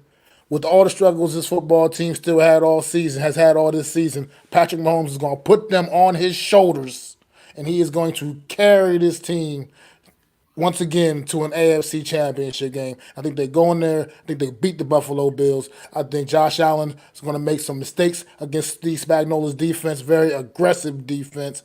And I think that it's going to be the difference in this football game. It's going to be a couple turnovers, unfortunately, that Josh Allen just somehow can't help but committing in some critical moments sometimes, man. And I think Patrick Mahomes is going to prove once again why he is right now the greatest out of quarterbacks in this league right now, and it's not even up for debate. He's on a tier all by himself, and I think he goes out there and proves it tonight in this football game against the Buffalo Bills. But it'll be a great one. I love it. So we got one taking Buffalo. We got one taking KC. I absolutely love that point by the Lions. Shout out to the Lions fans. You know what I'm saying? Shout out to the Big Blue Crew going to the draft. We got one coming up here in Detroit too. So watch out. That being said, though, okay, here's the thing. Here's the thing. You know when Mahomes was in the league, right? And then everybody was just handing like Lamar Jackson because they couldn't really find anybody to put right next to him, and they're just everybody just saying, "Yeah, Lamar Jackson." Then comes the kid, from what like a Division II college or some shit like that, right? And then has like a throw where he just like throws the football awkwardly in his first playoff appearance. Or like, what are you doing? Protect the defense, protect the ball. And then he gets a coach, and then he gets another receiver traded at the Vikings, and then he gets defeated. Then he gets defeated. Then he gets defeated. Then he gets defeated. And then he knows the history that's going on in Buffalo on that first Super Bowls or that's 3 Super Bowls that they couldn't win. And then something on Sunday last week or whatever day it was, when that kid took off for that one, something told me this kid is not going to lose. This is this kid's year. Give me the Buffalo Bills versus the Lions. I know it's 2-4 in advance, but right now for this game, ain't nothing stopping Imagine Josh Buffalo Allen. and Detroit Super Bowl. Ain't nothing stopping Josh Allen from getting to that promised land. So I'm gonna ride with the Buffalo Bills. Call me crazy. Are you getting on the wagons? Are you getting on the wagons? I'm getting on it. You know why? Because they got young people, but they got veterans there. And the veterans is that matter because the veterans knows what happened when you give Kansas City 30 seconds or 19 seconds. The veterans knows what happens. So if it comes down to the defense, I believe in the backfield. I believe in your Jordan Poyers of the world. I believe that Buffalo is going to show up, and I believe that young studs on that defense is going to show up. But most of all, at 2 minutes, if the ball is in Josh Allen's hands, the game's a wrap. Goodbye, Kansas City. You guys don't have the roster this year to compete with Josh Allen. Excuse me. Apologize. If the ball is whenever the ball is in Patrick Mahomes' hands, it doesn't matter. Whenever the ball is in his hands, don't give the ball back. It's not. If Buffalo wins, there will be a spot on the wagon for you to join us. There'll be a spot on the wagon for you if the Buffalo Bills. Hey, next week we could be talking. We could be talking a different story, and we could be saying Kansas City and what's Buffalo's problem? They haven't been able to run the football, and that's why they've been losing in the playoffs. They've been running the football with that Cook brother pretty damn good. Chris Jones. Yeah, not Mike Jones. Chris Jones. That's all I got to say about that. Chris Jones, that's good. That's 99 Madden. I gotta say, what's that kid's name? Not Dalvin Cook. His brother, James Cook, is gonna cook up the ball. Is gonna cook up the Holmes defense. I've seen Concavo, this Utah tight end. I've seen him put 200 yards on the SC, and he had a good year this year. Next week on air, if the Buffalo Bills win, we're going to open our seat on the wagons for Mac. Whether or not he takes Buffalo the will seat. be on the show as well. He'll open arms. Have you come on in? He's not invited on the wagon, but he can ride. He always. He can ride with the parade. He's just not invited on the wagon. Okay. He can ride with the parade, but he's just not invited on the wagon. No, I'm just kidding. He can come in the wagon. But specifically for Mac, if next week the Buffalo Bills win, I am going to open a seat right next to Zion or me, whoever you feel comfortable sitting next to, and you could be on the wagon with us. If not, he might ride with the purple or whoever the Ravens. If the Ravens lose that game or win that game, right? Could be on that tick too. So you could be on the Texans bandwagon. It will be hard if it's Texans Buffalo to get over it. I'm picking the Texans, but like I said, Mac, the seat will be open for you. I mean, I don't think I'm gonna need that seat, man. I love being the lone one on this train right now. Oh I mean, God. this is Patrick Mahomes we're talking about, man. We've been talking about the greatness of quarterbacks, and there's just none greater than the great Patrick Mahomes, man. I cannot believe you. Go out there and do Patrick Mahomes like anything anymore from now on because you just threw it in my face. I'm just saying, you know what I mean? Look, I just don't. I'm just saying. I feel confident that wagon is going to just, go off his trail after this weekend. I just feel like it's Kansas City, Oh, man. trust me, if Buffalo Bills don't get it done Look, this week, there's no hope for that city. There's no hope. Build a new stadium or anything. There's no hope. If you can't beat Patrick Mahomes now, you can't beat him ever. This is the time to beat him. Every superhero. It's like Brady. It's like Brady versus Manning right now. This is Brady Manning, the rebirth of that rivalry, and we always know that Tom Brady just always continuously had that edge. There was that time. He just there was. I mean, there was eventually there was that time. Yeah. Eventually is on Sunday, man. Eventually is on Sunday, and eventually. We're going to get there, and when we eventually get to Sunday afternoon and the clock strikes 000, Superman will have conquered Lex Luger in his kryptonite. You're going to be sitting there on Sunday, Mac, and you're going to see what Miami didn't do, what Miami secondary didn't do. You're going to see Buffalo secondary hit. They're going to hit the shit out of these receivers. Travis don't even want to catch the ball. He's going to catch the ball, but watch them hit. And when they hit, you're going to know, hey, nothing's stopping this team. That's what I'm going to say. Watch these secondaries hit these down. When Weiss catches the ball, they're going to rack him. When Tony gets on the field, fumble. Watch it. Watch it. But that being said, he'll probably do that. Get off my wagon right now. You're ruining this for me. I mean, he'll probably do that. But as far as unpopular opinion, man, last I checked, Kelsey. Last I checked, he still hasn't officially retired. Last I checked. He's still kind of mulling it over right now. Definitely retired, bro. I haven't heard an official announcement, but it'll be a big impact on the Eagles if he does hang it up. I mean, he's been arguably the best center in the league for X amount of years now running. I mean, consistent, definitely the anchor of that offensive line, and obviously, I mean, it'll just be a big loss for the Eagles if he does decide to hang it up. But that's Eagle business, and fuck the Eagles. I would just say this. Shout out to Unpopular for bringing it up, but Doug definitely retired. I did take the time to watch a documentary. You can't even move around your house. Go spend time with your 3 daughters, bro. Your legacy is sealed. I can't think of any center that even can compete with you right now in this day and age. Probably the guy in Creed in Kansas City. The guy in Detroit is still young, but there's a couple. But you are definitely has nothing left to prove in this league. Retired while you're on top. Absolutely. Back to you, Mac. I think this show is a wrap. No, we have one more game. No, we did everything, right? No, we don't have no more. We did all the games. We did all games. All right, we did. You're right. Let's get it. Stay tuned next week, guys. We have Unpopular on the line, but go ahead, Mac. Definitely appreciate y'all, everybody coming out tonight. Once again, hanging out with the Horsemen as we talk our talk, man, about whatever we talking about on any given night, man.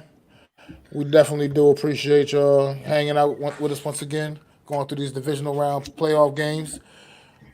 Hope y'all all go out there and enjoy another week in the NFL playoffs.